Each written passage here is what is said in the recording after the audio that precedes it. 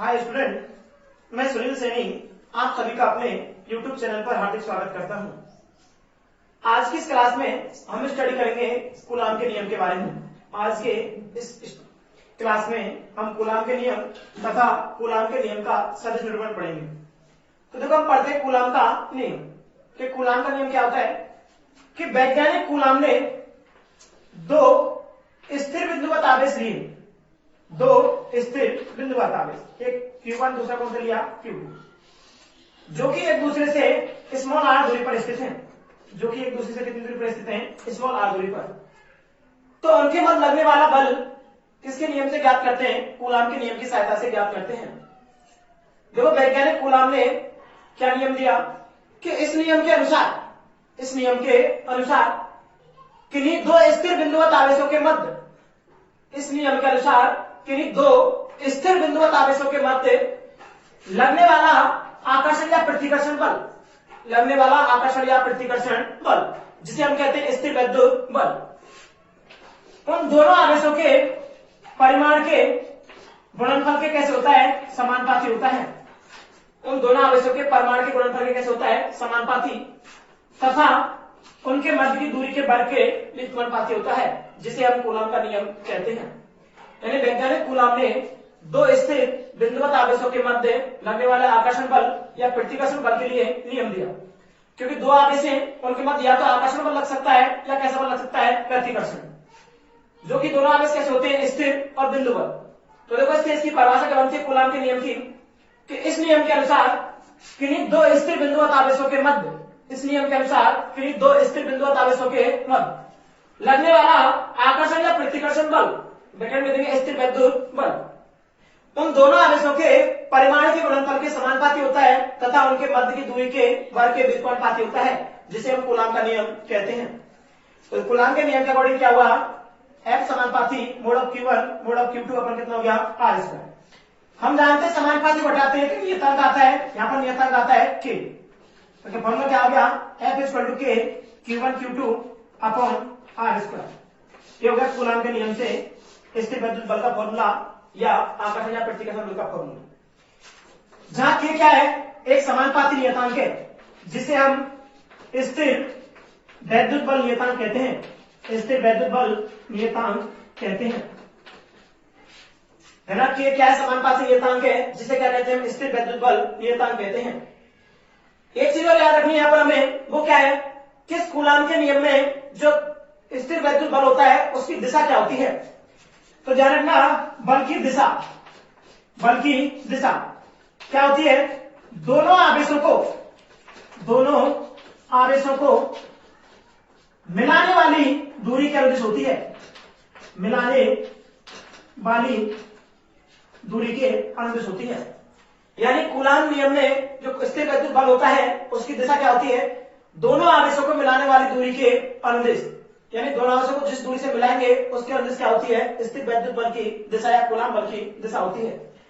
आप देखो यहाँ पर K से रिलेटेड चीज पढ़नी है, K से रिलेटेड क्या चीज पढ़नी है कि K का मान पढ़ना है, ठीक है। इसका मात्रक, इसकी विमा और क्या पढ़ना है? इसकी निर्भरता, यानी K का मान किन किन कारकों पर निर्भर करता है।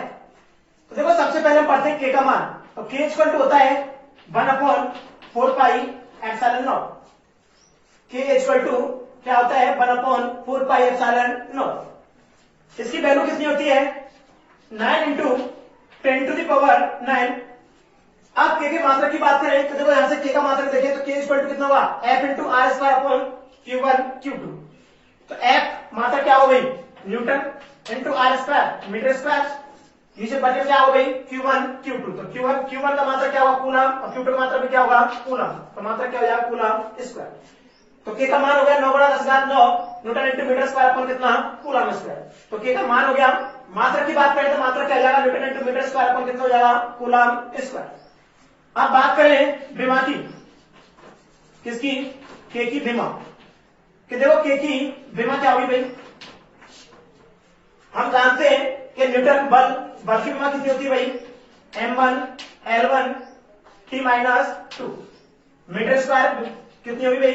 L2 अपन कूलाम स्क्वायर आवेश की विमा कितनी होती है A1 T1, इसका स्क्वायर कर दें तो देखो M1 और कहीं है नहीं तो कितनी होगी विमा इसकी M1, L1 era L2 era गुणा हो जाएगा कितना हो जाएगा L3 T-2 और नीचे से जाएगा T2 तो कितना जाएगा T-4, आगे नीचे से कितना जाएगा A स्क्वायर तो कितना जाएगा भाई A-2, तो ये K की विमा होगी कितनी M1 L3 T-4 A-2, ये किसकी विमा आती है भाई K की, K का मान हो गया, K का मात्रक हो गया, K की क्या हुई विमा और क्या पूछा K की निर्भरता।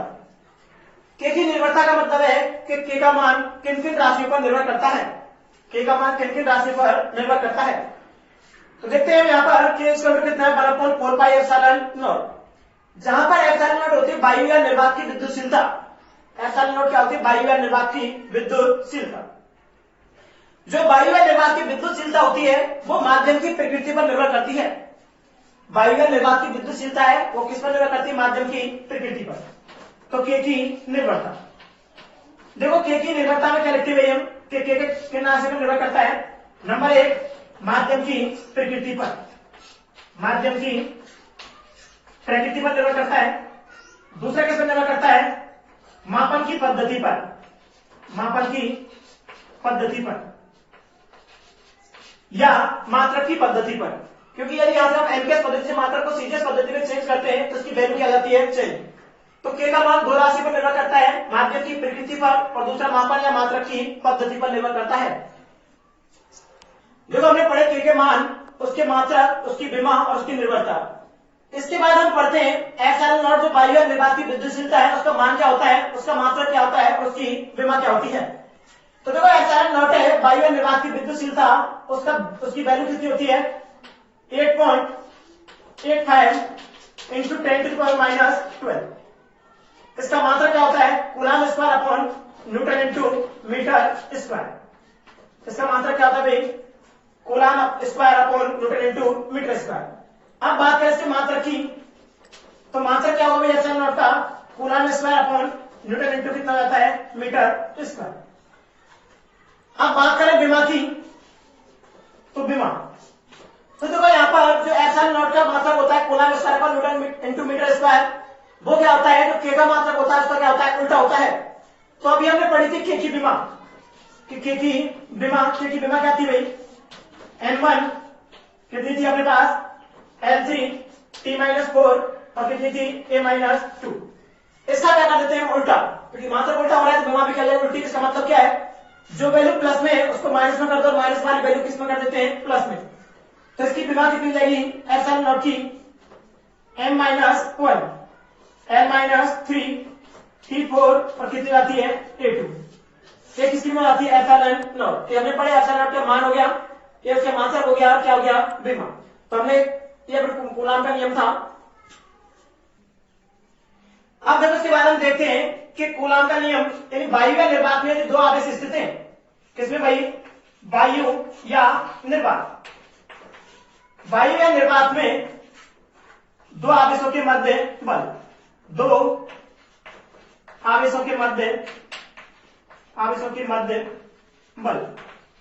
देखो वायु या निर्वात में दो आवेशों के मध्य स्थिर विद्युत बल कितना होता है भाई F बराबर K की जगह कितना रख देते हैं 1/4 पाई एप्सिलॉन नॉट और कितना होता है Q1 Q2 पर कितना R स्क्वायर। इसको देते समीकरण नंबर 1।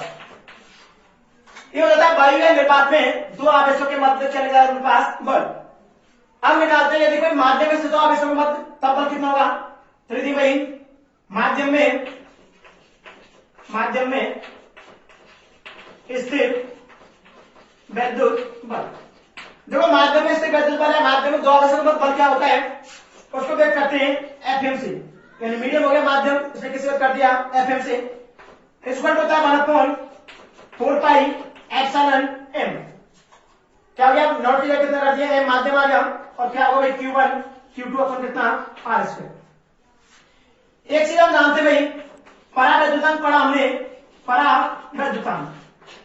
देखो परावैद्युतांक के क्या होता है यह आपेक्षिक विद्युतशीलता होती है एप्सिलॉन R, इसका तो फॉर्मूला क्या होता है epsilon m upon epsilon not. हमने पढ़ा परावैद्युतांक एप्सिलॉन R इक्वल क्या होता है epsilon m upon epsilon not, यानी किसी माध्यम में विद्युतशीलता तथा वायु या निर्वात की विद्युतशीलता के अनुपात को क्या कहते हैं हम? परावैद्युतांक कहते हैं। यहां से यदि हम एप्सिलॉन एम की वैल्यू निकालते हैं तो कितनी हो जाएगी भाई? Epsilon naught epsilon R. ये वैल्यू पुट करते हैं इसके अंदर तो देखो एफ एम इक्वल टू कितना हो जाएगा भाई? 1/4 pi epsilon naught epsilon R Q1 Q2 upon R square. इसको देखते हैं समीकरण नंबर कितना? 2। समीकरण 1 और 2 से देखते हैं कि समीकरण 2 में क्या है? F M equal to 1/4 pi epsilon naught epsilon R Q1 Q2 upon R square. तो इसमें 1/4 pi epsilon naught Q1 Q2 upon R square जब कर देते हैं एफ। तो लिखिए समीकरण कैसे भाई? 1/2 से। समीकरण 1/2 से देखो समीकरण 1/2 से क्या होता है भाई? F M equal to F upon कितना हो जाएगा? Epsilon R. समीकरण नंबर 3। देखो यहां से एफ का मान रख दिया यहां पर तो कितना हो गया? F M equal to F upon कितना हो गया? Epsilon R. तो देखो ऐसे क्या निकाल सकते हैं भाई हम? आपेक्षिक विद्युतशीलता है परवलयिक एप्सिलॉन आर के फॉर्मूला निकाल सकते हैं कि एप्सिलॉन आर इक्वल टू कितना होगा? F upon F M. समीकरण दे इसको 4। तो इससे हम आपेक्षिक विद्युतशीलता या परावैद्युतांक की परिभाषा दे सकते हैं कैसे? ये एफ क्या होता है? वायु निर्वात में बल होता है और एफ एम किसमें होता है? किसी माध्यम में बल। तो किसी वायु निर्वात में स्थिर विद्युत बल और किसी माध्यम में स्थिर विद्युत बल के अनुपात को क्या कहते हैं? आपेक्षिक विद्युतशीलता या परावैद्युतांक कहते हैं। हमने पढ़ा कूलॉम का नियम, उसका सूत्र और क्या पढ़ा हमने? के मान, मात्रा, विभव और उसकी निर्भरता एप्सिलॉन नॉट उसके मान उसकी विभव पढ़ी हमने। उसके बाद हमने वायु निर्वात में बल निकाला, माध्यम बल निकाला, उनके बीच में क्या निकाला? संबंध। ये फॉर्मूला में कुछ काम आता है न्यूमेरिकल के लिए। कूलॉम के नियम के बाद हम पढ़ते हैं कूलॉम के नियम का सदिश निरूपण। कूलॉम के नियम के बाद हम क्या पढ़ते हैं भाई? कूलॉम के नियम का सदिश निरूपण। देखो कूलॉम के नियम का सदिश निरूपण करने के लिए क्या करते हैं भाई? हम ये एक्स एक्सिस लेते हैं और ये क्या लेते हैं? वाई एक्सिस लेते हैं। ये एक्स, ये क्या हो गया भाई? वाई। के मूल बिंदु लेते हैं ओ। अब देखो कूलॉम का नियम होता है, हमने पढ़ा भी कि कूलॉम का नियम किसके मत लगता है? दो स्थिर बिंदुवत आवेशों के मत। हमने कहा कूलॉम का नियम किसके मत लगता है? दो स्थिर बिंदुवत आवेशों के मत। तो देखो कूलॉम के नियम के लिए दो स्थिर बिंदुवत आवेश लेते हैं। यहां पर लेते हैं हम क्या? Q1, यानी एक बिंदुवत आवेश लेते हैं, दूसरा बिंदुवत आवेश यहां ले लेते हैं। एक Q1, दूसरा कौन सा हो गया? Q2।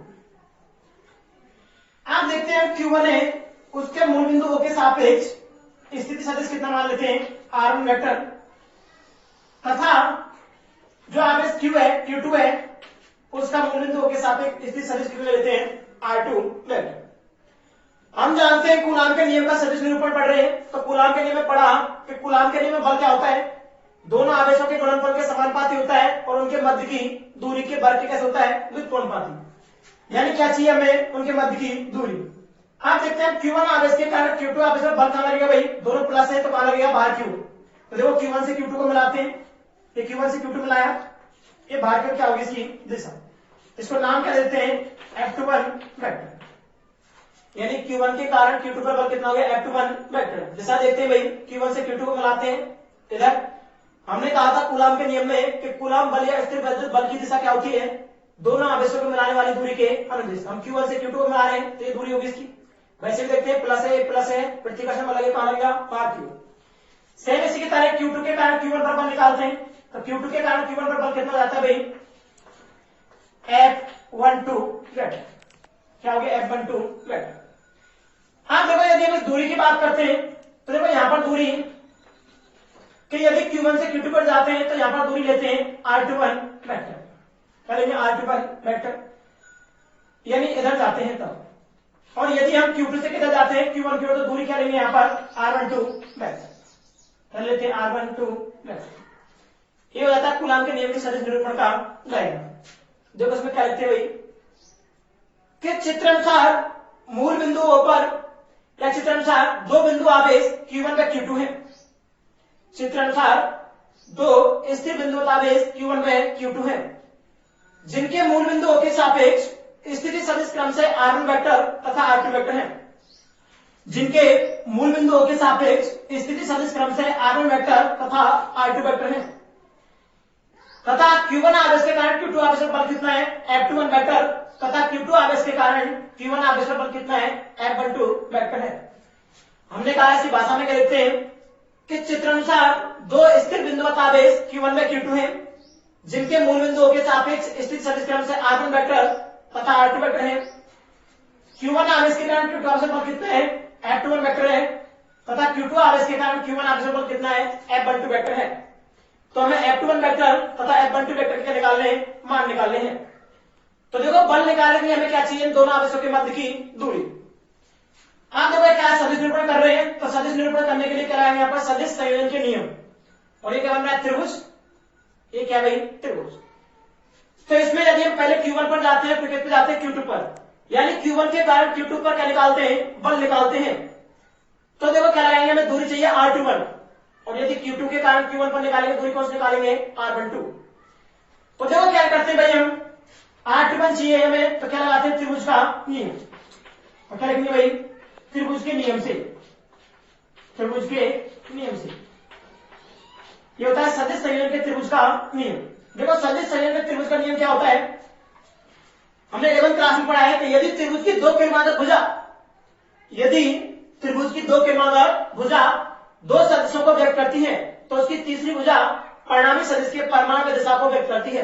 तो देखो दो किरमांतर भुजा कौन सी होगी, ये R1 वेक्टर और R21 वेक्टर। यदि ये दो सदिशों को व्यक्त कर रही है, तो तीसरी भुजा ये होगी R21 वेक्टर, किसको व्यक्त करती है, परिणामी सदिश के परिमाण में दिशा को। तो यहां से R21 वेक्टर की वैल्यू निकालते हैं, तो क्या होगा, R1 vector plus R21 vector equal to कितना होगा, R2 वेक्टर। यहां से हम R2 वेक्टर की वैल्यू निकालते हैं, तो कितना जाएगा, R2 वेक्टर माइनस कितना जाएगा, R1 वेक्टर। ये सदिश राशि है, लेकिन हमें दूरी चाहिए, तो क्या लगाते हैं, परिमाण निकाल लेते हैं, इसका मोड लगा देते हैं, R21 वेक्टर मोड, इसको ही कह सकते हैं R21 इक्वल टू कितना हो जाएगा भाई, यहां पर भी मोड लगा दें, R2 वेक्टर माइनस कितना हो जाएगा, R1 वेक्टर। ये क्या निकल गया अपने पास, इसका दूरी, यानी स्थिति सदिश निकल गया। अब देखो हम Q1 आवेश का क्या, Q2 आवेश का क्या निकालते हैं, बल। तो देखो क्या लिखते हैं, Q1 आवेश के कारण, Q1 आवेश के कारण Q2 आवेश पर बल। हमने कहा Q1 आवेश के कारण Q2 आवेश का निकाल रहे हैं बल, कितना भाई, F21 वेक्टर, रखते हैं F21 वेक्टर इक्वल टू क्या होगा भाई, हम जानते हैं बर्नौली कूलॉम के नियम से क्या होता है, K Q1 Q2 upon R square. तो देखो K तो नियतांक होता है, आवेश कितने, Q1 Q2, तो क्या लिखेंगे, Q1 Q2 अपॉन दूरी कितनी भाई, R21 वेक्टर, लेकिन मोड लेते हैं क्योंकि दूरी लेते हैं, तो R21 वेक्टर क्या हो जाएगा, मोड क्या हो जाएगा, स्क्वायर। हम यहाँ पर सदिश निरूपण पढ़ रहे थे, इसके सदिश निरूपण करने के लिए क्या करते हैं, एकांश स्थित सदिश के एकांश सदिश का क्या कर देते हैं, गुणा, क्योंकि एकांश सदिश की वैल्यू कितनी होती है, 1। अब देखो हम जानते हैं एकांश सदिश का फॉर्मूला क्या होता है, R21 cap equal to R21 vector upon कितना होता है, मोड ऑफ R21 वेक्टर।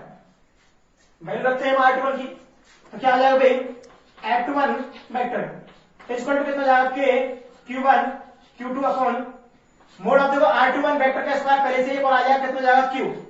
तो मोड ऑफ R21 वेक्टर का क्या जाएगा, Q, और क्या जाएगा भाई, R21 वेक्टर। अपने पास देखो R21 वेक्टर की वैल्यू है और मोड ऑफ R21 वेक्टर की वैल्यू है, इन दोनों की वैल्यू रख देते हैं, नहीं लिखते हैं अपने पास नहीं, क्या इसको समीकरण देते हैं 1, इसलिए समीकरण 1 से मान रखेंगे, समीकरण 1 से मान रखेंगे। देखो समीकरण 1 से क्या मान रखते हैं भाई हम, F21 वेक्टर इस वेक्टर के साथ के Q1 Q2 upon mod of R21 vector की वैल्यू कितनी है, mode of R2 minus R1। क्या करते हैं, mode of R2 vector minus R1 vector, क्या है इसका, Q, तो Q लगा दिया हमने। R21 वेक्टर की वैल्यू रखते हैं, तो क्वेश्चन में क्या लिखेंगे, R21 वेक्टर की वैल्यू रखते हैं, R2 वेक्टर माइनस कितना हो जाएगा भाई, R1 वेक्टर। ये क्या निकल गया अपने पास, Q1 आवेश के कारण Q2 आवेश पर बल, Q1 आवेश के कारण क्या निकल गया, Q2 आवेश पर बल। इसी के तरह देखो सिमिलरली क्या निकालेंगे हम, Q2 आवेश के कारण Q1 आवेश पर क्या निकालेंगे, बल। तो देखो केवल क्या हो जाएगा, R21 वेक्टर से कितना जाएगा, R12 की वैल्यू निकालेंगे, क्या होता है, R1 वेक्टर माइनस क्या हो जाएगी, R2 वेक्टर, यानी 1 की जगह 2 और 2 की जगह क्या होता है, 1। तो देखो इसके बाद निकालते हैं भाई क्या, Q2 आवेश के कारण Q1 आवेश पर बल। देखो Q2 आवेश के कारण Q1 आवेश बल कितना है, F12 वेक्टर। तो क्या हो जाएगा भाई, F12 vector equal to K Q1 Q2 upon कितना हो जाएगा भाई, mod of R1 vector minus R2 vector का क्या हो जाएगा Q, और क्या हो जाएगा R1 vector minus R2 vector. समीकरण कितना है इसको, 3। समीकरण कितना हो गया भाई, 3। अब देखो समीकरण 2 से और 3 से यदि समीकरण 2 में माइनस का गुणा कर देते हैं तो क्या हो जाएगा, यहाँ पर R2 वेक्टर माइनस कितना हो जाएगा R1 वेक्टर। तो क्या लिखेंगे भाई, समीकरण 2 में 3 से। देखो समीकरण 2 में 3 से क्या हो जाएगा, F21 वेक्टर बराबर कितना होगा, माइनस के F12 वेक्टर।